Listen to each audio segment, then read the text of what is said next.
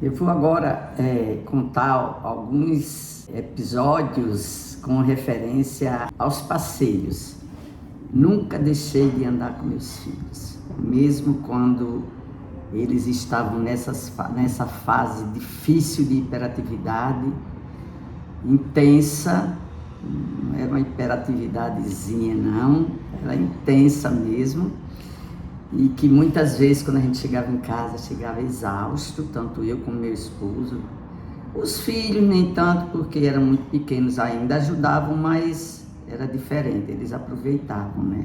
Então, a gente ia muito ao aeroporto. Eu acho que foi daí que eles começaram a desenvolver a paixão pela aviação.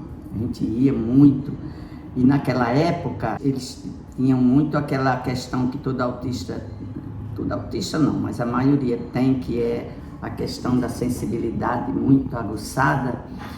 E eles tinham muito medo do barulho, mas parece que a paixão pelo avião era tão grande que dava para eles suportarem, né? Mas eles tinham muito medo, eles se assustavam com o barulho. Daí começou essa paixão, até hoje. Outro passeio que a gente fazia muito era na beira-mar de Fortaleza. A gente fazia sempre nesses locais que ficava próximo aonde a gente morava. Na beira-mar houve um caso bem assim, foi preocupante, que nessa época eles desenvolveram também uma paixão por pneus de ônibus, de trator, pneus grandes, né? Até de carro eles gostavam, mas a paixão era mesmo por pneus grandes. Então a gente foi passear na beira-mar, e ao descer do carro eu peguei na mão de Ângelo e eu achei que meu marido tinha pegado na de Augusto, só que ele não tinha pegado na de Augusto. E tinha um bugre no outro lado da rua, né? E a beira-mar, apesar de, naquela época, eu acredito que fosse menos movimento, que hoje é uma loucura, né? Fortaleza. Mas tinha muito movimento. Tanto é que, pelo milagre, o carro não pegou Augusto.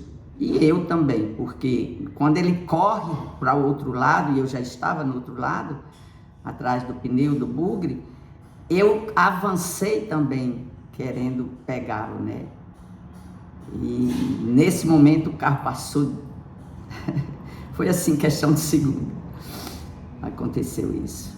Então, é assim, as situações, mas todas as situações de emergência que aconteceram nas nossas saídas com eles, nunca a gente deixou de sair. Às vezes, lá na frente eu vou contar a questão do BNB Clube e vou falar em assuntos desse tipo. Teve também outra situação bem vexatória, que foi no Iguatemi. Iguatemi, naquela época, era eu acho que o shopping mais badalado de Fortaleza, assim, o maior, né? Que também ficava próximo ao nosso apartamento. E a gente todo final de semana ia para o Iguatemi, porque tinha os outros filhos que a gente tinha que dar atenção, né? E eles adoravam. Então a gente ia, levava Ângelo e Augusto. Ângelo e Augusto nunca ficou em casa para a gente sair, desde Mossoró. A gente sempre saía com eles. Então, eu estava num banco, assim, sentado em frente a uma loja que tinha um aquário. E meu esposo tinha ido resolver, nem sei bem o que, e as crianças, outras estavam andando por aí, e eu fiquei só com eles dois. Ângelo e Augusto, naquela época, você não podia desviar a atenção deles um segundo. Eles tinham era uma coisa tão rápida para eles se locomoverem, que muitas vezes, se você baixasse a vista, quando levantasse, eles não estavam mais perto. E assim aconteceu. Eu estava no banco, olhando eles dois de frente para o aquário, achando que eles iam, né, permanecer ali. Eu baixei minha cabeça, não sei para quê. Quando eu levanto, cadê Augusto? Tinha sumido. Eu enlouqueci, né? Isso, o shopping já estava quase na hora de fechar. Aí eu peguei no braço de Ângelo e saí procurando. Nas lojas, olhando por trás das seções das coisas, né, dos objetos, e não achava. Aí me lembrei de ir ao serviço de som. Quando eu cheguei no serviço de som, já tinha uma pessoa procurando, pedindo para colocar no serviço de som, tinha uma criança olhando umas caixas de brinquedo e já tinham falado, perguntado o nome, quem era a mãe, e a criança não respondia nada. Ele devia ter, eu acho que uns 5 anos nessa época. Aí eu digo, é meu filho. Aí correndo, né? Quando eu cheguei lá, até uma loja de brinquedos chamada Maria Fumaça, eu nunca esqueci. Quando a gente chegou lá, ele estava realmente, era na época que ele já estava interessado em avião, e tinha umas caixas de brinquedo com a foto do avião na capa, né? E ele lá, muito entretido, olhando essa... E eu chamei e ele olhou, simplesmente foi como se nada tivesse acontecido. Ele estava ali, não estava nem preocupado com nada. Aí eu fui lá, peguei no braço e a gente veio para casa. Então, assim, isso aí marcou muito porque o aperto foi grande. Antes de eu ir para o serviço de som, eu já tinha encontrado meu marido, então ele já estava comigo providenciando tudo isso. É isso aí. Aí o BNB Clube. O BNB Clube era um local, era o clube dos bancários do Banco do Nordeste do Brasil, que meu esposo era funcionário e a gente tinha essa facilidade de, todos os domingos, né, ir para lá com as crianças, todos, né, os 5.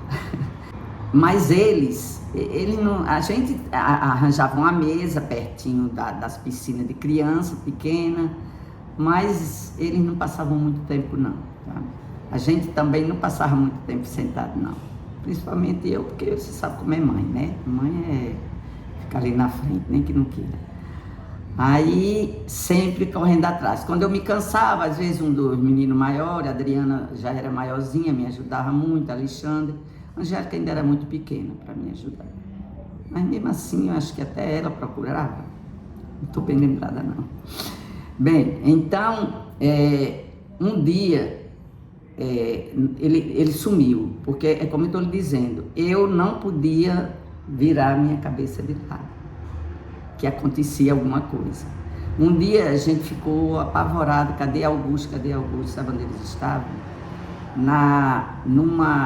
Num local que chamava Casa das Bombas, das piscinas. Lá no BNB as piscinas são piscinas imensas, né?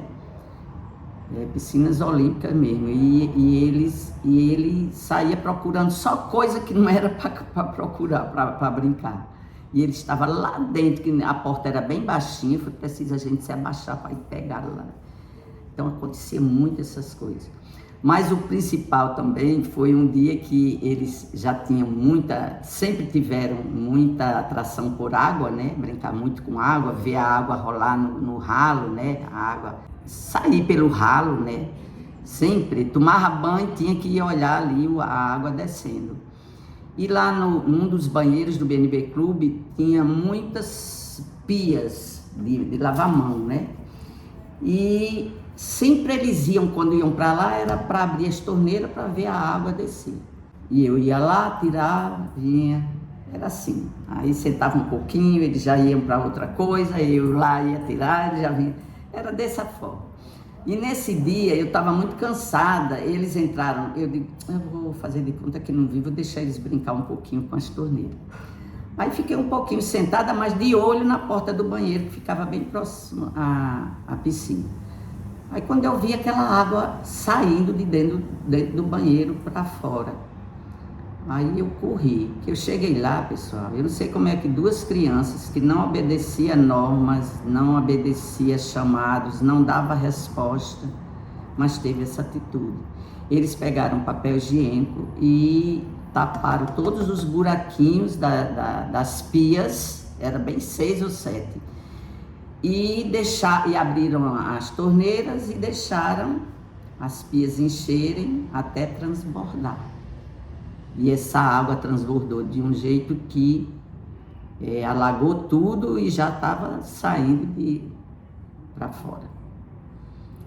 E eu fiquei muito apavorada, porque, meu Deus, o que eu vou fazer? Procurei uma pessoa, não encontrei na hora, peguei eles e fui para a mesa Depois, posteriormente, foi que eu consegui arranjar uma pessoa e contar, né? Mas foi muito difícil esse dia, sabe?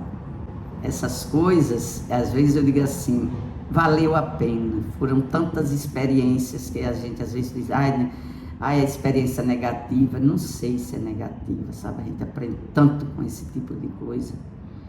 A vida da gente é cheia de passagens boas e ruins. E a gente tem que saber aproveitar as ruins também, né? Bem, eu deixei por último uma situação que eu passei muito no apartamento que eu morava. E essa sim é uma situação difícil, sabe? Porque é o seguinte, eles vieram controlar os esfíncteres com bem 12 anos de idade. E nessa época, eles desenvolveram uma situação seguinte, eles quando tinham vontade de defecar, eles não faziam normalmente, não. Era como se eles sentissem que aquilo ali era uma coisa diferente, que não era dele, não era do corpo dele, né? Então, eles retiravam com a mão, eles nunca faziam completamente. Eles retiravam aquela fezes que saía e esfregavam em qualquer lugar, principalmente na mesa de centro, que nem tinha nada para enfeitar, porque não deixava, bagunçava mesmo. Então, quando não era um, era o outro.